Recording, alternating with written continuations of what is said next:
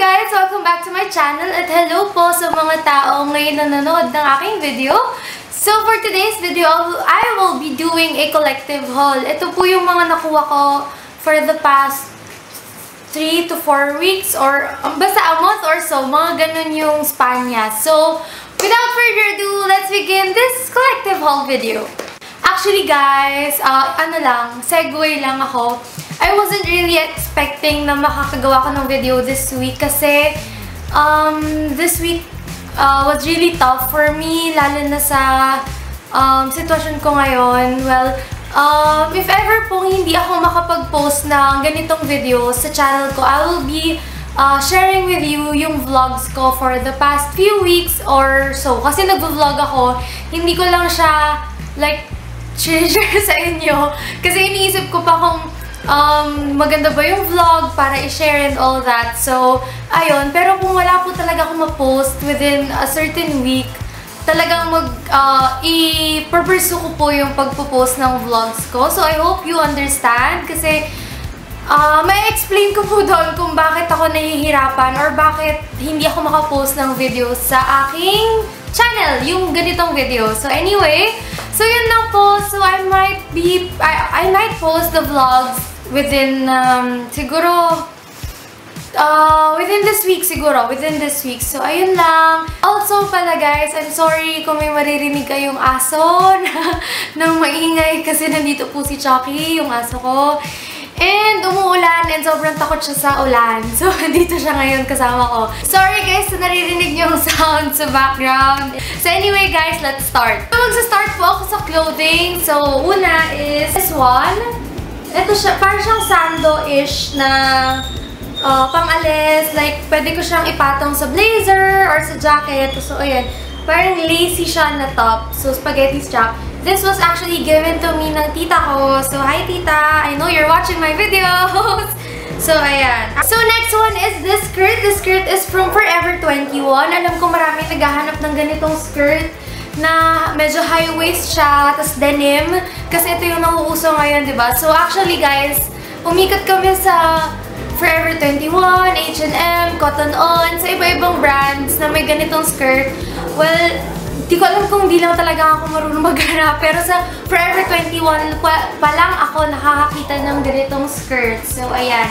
This skirt is around 900 plus isa. So, ayun guys. Meron siya iba-ibang colors. Mas napili ko lang yung white kasi matitear mo siya sa iba-ibang color na top and all that. So, ayan. So, next one. Ito naman guys. Nag-DV kami ni tita one time and isa to sa mga nabili ko. It's an overrun from factory. And nagulat ako na merong ganito sa Divisoria. Kasi nga, I've been looking sa ganitong mga skirt tulad ng tulad ng Forever 21 na skirt na pinakita ko sa inyo. And ito siya. This is a denim skirt again. This is an overrun na nabili namin sa Divisoria. 999 Mall guys, second floor. Yon, nandun lahat, halos lahat ng overrun. And this one is from factory. Nakikita niyo naman sa nakadikit sa kanya. It's from factory. Medyo maluwag lang siya sa akin ngayon, pero kinuha ko na siya kasi iisa na lang siya na nandun. So, ayan. Denim skirt. So, next one, guys, is this knitted na long sleeves na tank, the crop top, sorry, na crop top. So, ayan, long sleeve siya. Tapos, knitted siya. This one is from Zara naman. And, ayan. Super cute lang niya kasi diba guys, tag-ulan na. Tapos parang if you still want to be a little trendy, ganyan yung suot mo. At least masusuot mo siya kasi knitted siya. At the same time, ayun na, mainit knitted siya. So mainit siya sa katawan instead of wearing, kaya sobrang tamad ka mag-jacket, ganyan. So you can opt to wear yung knitted na long sleeves, which ito super cute kasi crop top siya. So yeah, this one I got from Zara and black yung kinuha ko. Same din kasi di ba basic, black, ganyan. Matiterno mo sa kahit ano and super gusto ko siya if tinerno ko siya dun sa Forever 21 ko na white na skirt. Di ba? Ang cute! So guys, another one from Zara. Ito yung, actually may tag pa siya. Sorry, hindi ko pa na siya natatanggal. Parang white na tang siya. And at the same time, may ano na siya, skater skirt na siya sa baba. Ganun yung itsura niya. It's really cute. I-share ko yung clip na vlog ko nung nasa fitting room ako na sinuot ko to. Sobrang cute niya guys, as in.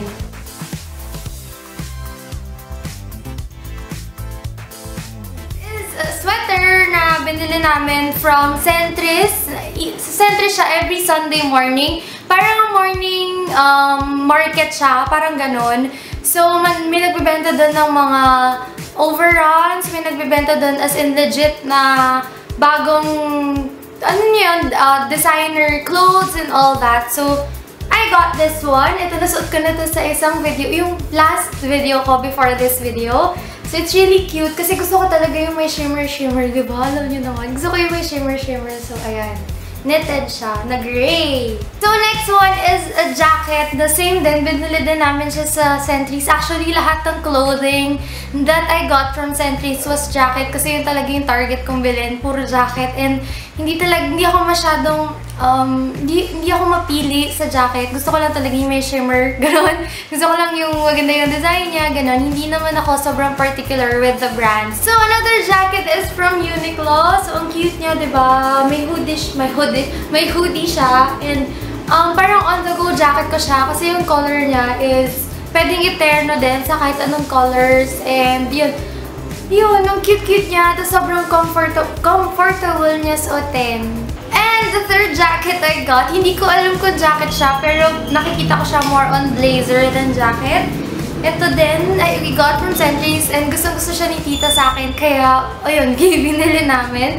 So, yan, ito siya. Hindi ko alam kung blazer siya or jacket.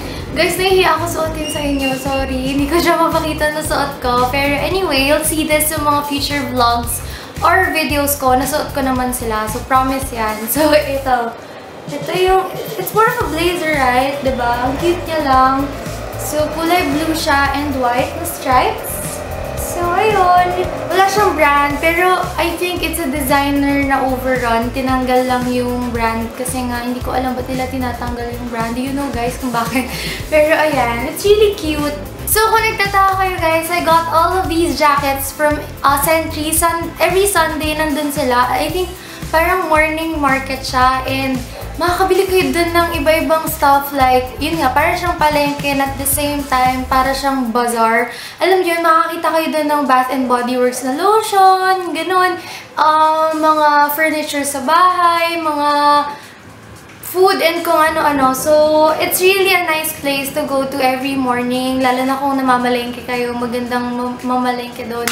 And yun, nagulat ako kasi they're also selling yung mga LV na bags, Prada bags, alam yun, yung iba second hand, yung iba bago, talagang kailangan lang marunong kayong pumili ng bago sa hindi, or learn to ask din, diba, if what they're selling is second hand or brand new. And depende rin naman siya sa price, kung alam niyo, kung matatansya niyo siya sa price, kung second hand siya, or brand new siya, or overrun siya. So, yun.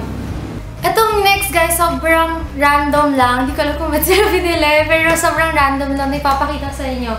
So, I got this fan. This fan I'm using, I'm using it kapag gumawa ko ng skincare ko. Like, kunyari, naglagay ako ng toner, tapos gusto ko siya patuyuin.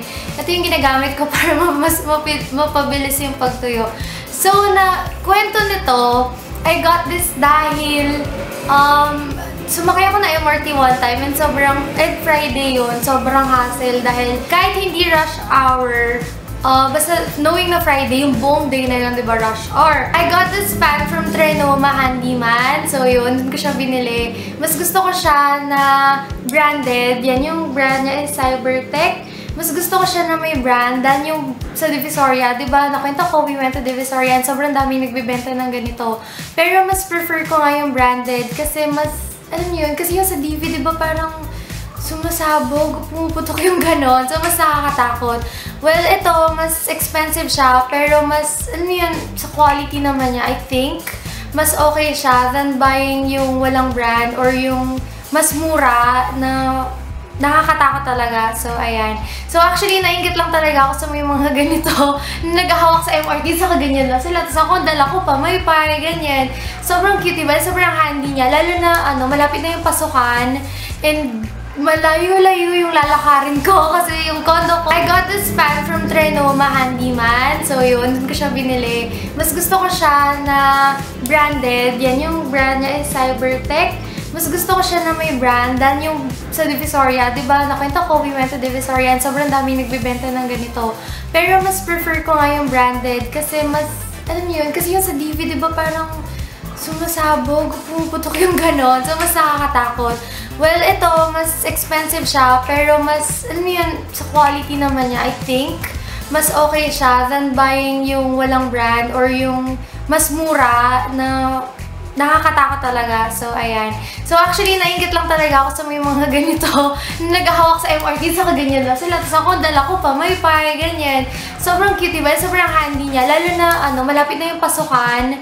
And, malayo-layo yung lalakarin ko kasi yung condo sa building ko medyo malayo. So, instead of magpagod ka, nakakapaypay, nakaganyan ka lang, diba? Sobrang hassle-free niya. So, ayun. I think I got this for 350. Ganun. Pero 350 lang siya pababa. Hindi na siya mag-exceed ng 350. So, yun. By the way, magtataka kayo, I got the white one kasi yung pink nito, sobrang tingkad na nakakainis na pink yung kulay. Na ilalabas mo pala siya sa bag mo, sobrang tingin na lahat ng tao kasi grabe yung pagka-pink. Yung nakakainis na pink, ganun yung color niya, kaya no. Ayoko. Kaya I got the white one. At least hindi siya nakakainis tingnan. And parang normal lang siyang tingnan. Alam mo yun, basic. Diba? White and black basic, diba? So, yun. Next one is these candies. Yan, peppermint and spearmint. Spearmint ba yung green? So, ito, ba't ko sinishare na binili ko to? Actually, hindi ko pa siya binubuksan dahil gusto ko muna siyang i-share sa haul. Well, guys, fun fact. Hindi ko alam kung fun fact siya. Pero ako, guys, I'm using this one kasi mahilig ako sa mint na bagay. I mean, diba? Natutunan ko to kay Meredith Foster sa mga videos niya. So, if you want na minty yung flavor ng mga iniinom nyo and all that, you can use this. Ang gagawin nyo lang, dudurugin nyo lang siya, tapos ilalagay nyo siya sa inumin nyo. Then, minty na siya. Favorite ko yung mint hot chocolate from Mary Grace. And yun, sobrang favorite ko yun. Pero ang ginagawa ko ngayon, sa chocolate drink ko, lalagyan ko nito para maging minty yung lasa niya. So, yan. Sobrang mura lang nito, guys. 75 pesos lang yata itong buong bag na to. Tapos, sobrang, sarap! So, this next one is hair care naman siya. This one I got from Divi, diba? Sobrang useful niya. Actually, ang ginagamit ko lang talaga to curl my hair is yung flat iron. So, yun lang talaga yung meron ako. Wala akong curling iron, guys. Kaya, sobrang sanay ako sa flat iron. So, nung punta kami ng DV, sabi ko kay Tita, gusto ko ng curling iron. And ayoko na bumili ng mahal kasi hindi naman ako ganun laging nag-curl, ganyan. So, okay na ako sa ganito. Okay na ako sa ganito. And so far, safe naman siya. And, ayun, sobrang nagagamit ko siya. Nakakatuwa lang. Actually, when I saw this one, yan, ito pala itsura niya. Akala ko, isang barrel lang siya na ganyan. Tapos, nung lumapit na kami, nagulat kami dahil 2-in-1 siya. Pwede siyang straightener and pwede siyang curler. This is the Nova 2-in-1 Hair Beauty Set. So, I got this one for 350 pero natawaran namin siya ng 320 pesos. So, yan guys, pink na siya, di ba? Pink na siya. Wala na ibang kulay kundi pink and white. Pero syempre, mas gusto ko yung pink since hindi naman nakakainis yung pagka-pink niya. Next one is skincare. So, magsa-start ako dito. And this is the new toner from Eskinol. This is the Eskinol Papaya Smooth White and Eskinol Spotless White. Actually guys, pangatlong bili ko na to ng Eskinol kasi ay, meron pa yata ko isa. Meron pa pala. Ito, Eskinol Pimple Fighting Facial Deep Cleanser. Actually guys, nag-start ako sa isang ganito. Ganito lang kaliit. And ganito yung color niya. Yung Papaya Smooth White. And sobrang nag-dry up agad yung pimple ko within 3 days. Parang ganun kabilis. Kaya sobrang natuwa ako dito. I use it like twice sa face ko. Para lang to make sure na natanggal na lahat ng dirt. And guys, sobrang nagpapadry talaga siya ng pimples. Kaya sobrang natutuwa ako sa toner na to. Although, nagli-leave siya ng dark spots. Kaya bumili ako ng green, which is the Spotless White. So, I will try this one kung talagang nakakatanggal siya ng dark spots sa face. So, ayan. Sobrang Thank you God for Eskimo na toner. Sobrang napapabilis niya talaga yung pag-dry up ng blemishes or pimples. Yeah. So next is makeup products. And to start, ito, pinili ko itong refill ng Maybelline White Super Fresh in Nude Beige. Alam niyo naman guys, lagi ko itong ginagamit.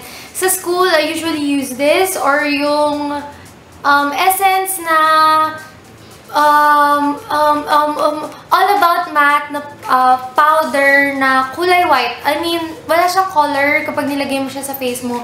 Para siyang RCMA no color powder, pero loose powder yon. Yung compact powder lang yung sa essence. So, yon. Next is Stuff or Babies from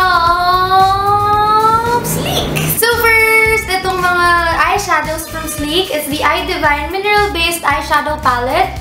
This is in Ultra Max V2 Darks and itong Vintage Romance. Itong palettes na to or eyeshadow palettes na to sobrang pigmented. As in, sobrang pigmented niya na sulit yung binayad nyo sa eyeshadow palette. Actually guys, for an eyeshadow palette, ano na siya, sobrang inexpensive, sobrang affordable na niya. Tapos, ang ganda-ganda ng pigmentation. Sobrang hands down ako sa Sleek palettes. Ayan, sobrang interested ako sa makeup brand na to. Kaya, definitely, bibili pa ako ng maraming products from Sleek. Guys, hindi to sponsored na. Binili ko po to. Actually, binili sa akin ng dad ko to. So, yan. I'm really happy. Wait, gagawa ako ng swatch. So, next is two lippies. Again, from Sleek. So, sarap sabihin, Sleek. So, ayan. This is the Matte Me. Wait lang guys ha. Ito. This is the Matte Me na Sleek Lip Creams. Yan. Matte siya. Kaya nga siya Matte Me. Matte siya. Yung colors niya is Fired Up. This is the red one. And Velvet Slipper. Itong mauve violet color. So, ayan. Sobrang ganda and sobrang pigmented niya guys. By the way, ito yung swatches, itong colors. Ito yung sa eyeshadow palette. Dalawa lang guys. Sobrang kuripot ko pero dalawa lang muna ipapakita ko sa inyo. So, ito yung colors niya. This is from the Ultra Matte V2 Darks. Ito matte eyeshadow palette siya. And ito yung colors niya. Diba? Sobrang pigmented niya. And konting, sobrang light lang nung pagkuha ko nung eyeshadow from the palette ganyan siya. And this is naman yung liquid lipsticks. Ito yung Velvet Slipper. And this one is yung Fired Up. And isa siya sa pinakamagandang liquid lipsticks na affordable and ang ganda ng quality and pigmentation. So, if you want liquid lipsticks na talagang maganda yung quality, you can opt to buy sa Sleek. Marami na siyang marami ng swatches video na ginawa yung mga fellow Filipina YouTubers natin.